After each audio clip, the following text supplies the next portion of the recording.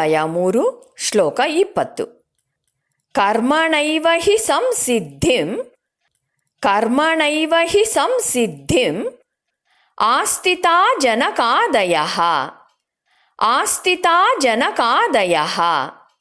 ಲೋಕಸಂಗ್ರಹಮೇವಾಪಿ ಸಂಪಶ್ಯನ್ ಕರ್ತುಮರ್ಹಸಿ.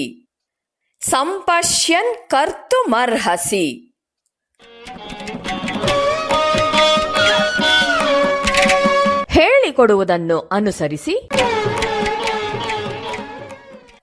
ಕರ್ಮಣೈವ ಹಿ ಸಂಸಿದ್ಧಿಂ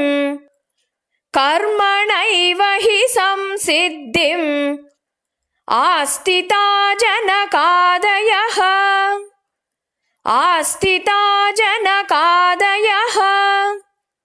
ಲೋಕಸಂಗ್ರಹಮೇವಾಪಿ ಸಂಪಶ್ಯನ್ ಕರ್ತುಮರ್ಹಸಿ.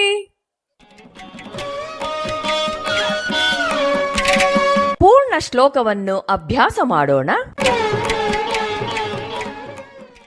ಕರ್ಮಣೈವ ಹಿ ಸಂಸಿದ್ಧಿಂ ಆಸ್ಥಿತಾ ಜನಕಾದಯಃ ಲೋಕಸಂಗ್ರಹಮೇವಾಪಿ ಸಂಪಶ್ಯನ್ ಕರ್ತುಮರ್ಹಸಿ.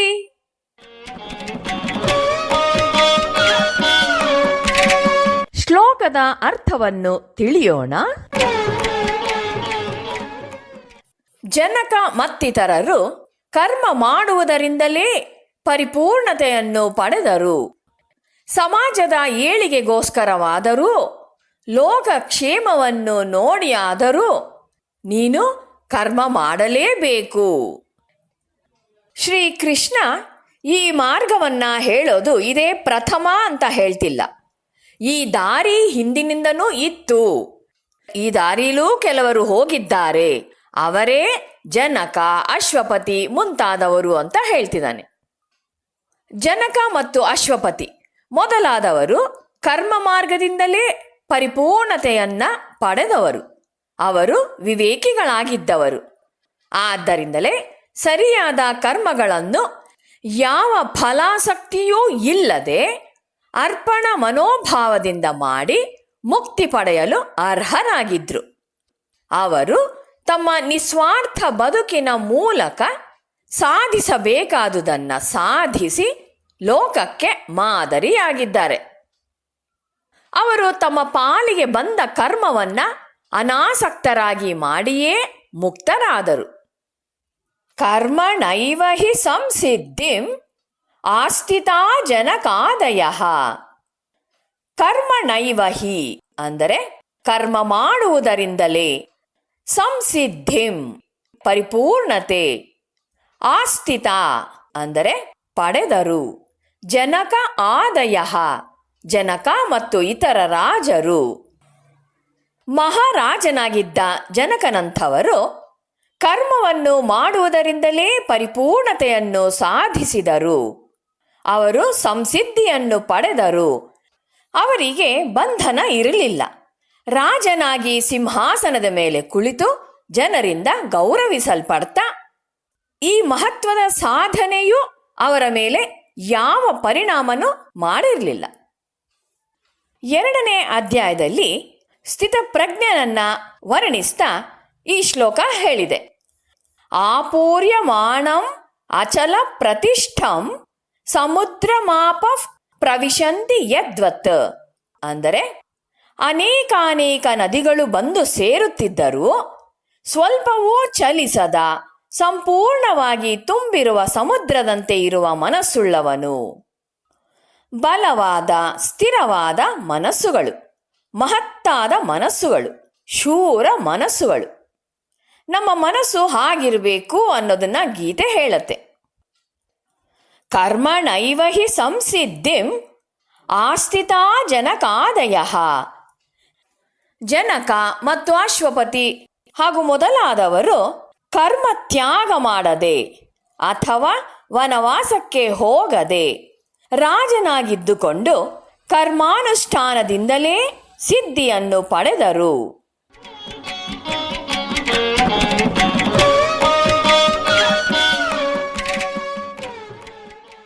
ಲೋಕ ಸಂಗ್ರಹಮೇವಾಪಿ ಸಂಪಶ್ಯನ್ ಕರ್ತುಮರ್ಹಸಿ. ಮಾನವ ಸಮಾಜದ ಸ್ಥಿರತೆಯನ್ನು ಸ್ಥಾಪಿಸುವುದಕ್ಕಾದರೂ ನೀನು ಕರ್ಮ ಮಾಡಲೇಬೇಕು. ಲೋಕ ಸಂಗ್ರಹದ ದೃಷ್ಟಿಯಿಂದ ನೋಡಿದರೂ ನೀನು ಕರ್ಮವನ್ನ ಮಾಡಬೇಕಾಗುವುದು ಅಂತಾನೆ ಕೃಷ್ಣ. ಅರ್ಜುನ ತನಗೇನೂ ಲಾಭ ಬೇಡ ಅಂತ ಕರ್ಮವನ್ನ ಬಿಡಬಹುದು. ಆದರೆ ತನಗೆ ಲಾಭ ಬೇಡದೇ ಇದ್ದರೂ ಆ ಕರ್ಮವನ್ನ ಬಿಡಬಾರದು. ತನಗೆ ಲಾಭ ಬೇಡದೇ ಇದ್ದರೂ ಆ ಕರ್ಮವನ್ನ ಪ್ರಪಂಚದಲ್ಲಿ ಇರುವ ಸಜ್ಜನರಿಗೆ ಒಳ್ಳೆಯದಾಗಲಿ, ಅಧರ್ಮ ತಗ್ಗಲಿ ಅನ್ನುವ ದೃಷ್ಟಿಯಿಂದಲಾದರೂ ಅವನು ಕರ್ಮ ಮಾಡಲೇಬೇಕು. ಮಾನವ ಸಮಾಜದ ಸ್ಥಿರತೆಗಾಗಿ ದುಡಿಯೋದು, ಇದನ್ನೇ ಲೋಕ ಸಂಗ್ರಹ ಅಂತ ಹೇಳೋದು. ಸಂಗ್ರಹ ಅಂದ್ರೆ ರಕ್ಷಣೆ, ಯೋಗಕ್ಷೇಮ ಇತ್ಯಾದಿ. ಲೋಕ ಅಂದ್ರೆ ಜನಸಾಮಾನ್ಯರು. ಶ್ರೀಕೃಷ್ಣ ಒತ್ತು ಕೊಡೋದು ಲೋಕ ಸಂಗ್ರಹಮೇವಾಪಿ. ಇಲ್ಲಿ ಹೀಗೆ ಹೇಳ್ತಾರೆ, ಯಾರೂ ಕರ್ಮ ಮಾಡದೆ ಸುಮ್ಮನೆ ಕುಳಿತಿರಬಾರ್ದು. ನಿಮಗೆ ಆಸೆ ಆಕಾಂಕ್ಷೆಗಳು ಇಲ್ಲದಿದ್ದರೂ ಇತರರ ಒಳಿತಿಗಾಗಿ ದುಡಿಯಿರಿ ಅಂತ.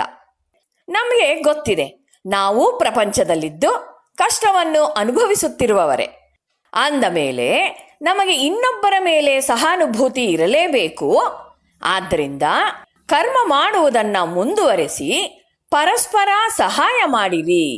ಪರಸ್ಪರಂ ಭಾವಯಂತಹ ಶ್ರೇಯಃ ಪರಂ ಅವಾಪ್ಸ್ಯಥ ಅಂತ ಹೇಳ್ತಾರೆ.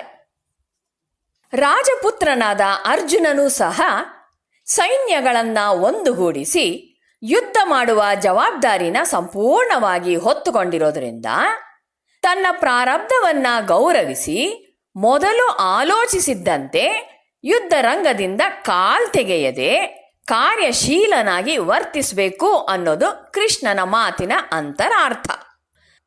ಅರ್ಜುನನಿಗೆ ಅವನ ವಾಸನಾಕ್ಷಯಕ್ಕೆ ಇದೊಂದೇ ಮಾರ್ಗ.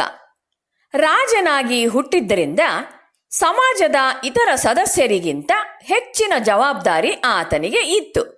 ಆದ್ದರಿಂದ ಆ ಸ್ಥಾನದಲ್ಲಿ ನಿಂತು ಕಾರ್ಯಶೀಲನಾಗಿ ಕೆಲಸ ಮಾಡಲೇಬೇಕಿತ್ತು. ಕ್ಷತ್ರಿಯ ರಾಜಕುಮಾರನಾದ ಅರ್ಜುನನು ಅಪಾಯವನ್ನು ಎದುರಿಸುವ, ಶತ್ರುಗಳೊಡನೆ ಯುದ್ಧ ಮಾಡುವ, ನ್ಯಾಯವನ್ನು ರಕ್ಷಿಸಿ ಶಾಂತಿಯನ್ನು ಕಾಪಾಡುವ ಸಂದರ್ಭವನ್ನ ಪಡೆದಿದ್ದ. ಹಾಗಿರುವಾಗ ಅವನು ಯುದ್ಧ ಮಾಡಲೇಬೇಕಿತ್ತು. ಸಮಾಜದ ಏಳಿಗೆಗೋಸ್ಕರವಾದರೂ ಲೋಕಕ್ಷೇಮವನ್ನು ನೋಡಿಯಾದರೂ ಅವನು ಕರ್ಮ ಮಾಡಲೇಬೇಕು.